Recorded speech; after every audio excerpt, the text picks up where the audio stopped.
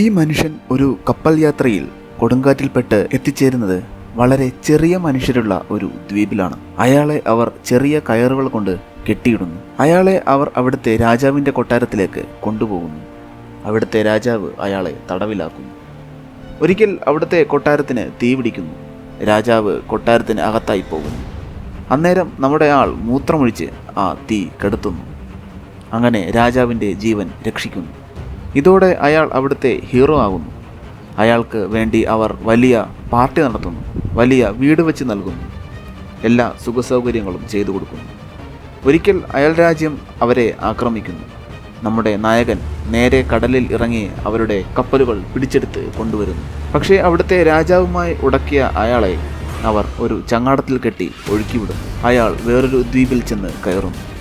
അത് അയാൾ ഉദ്ദേശിച്ച സ്ഥലമായിരുന്നില്ല.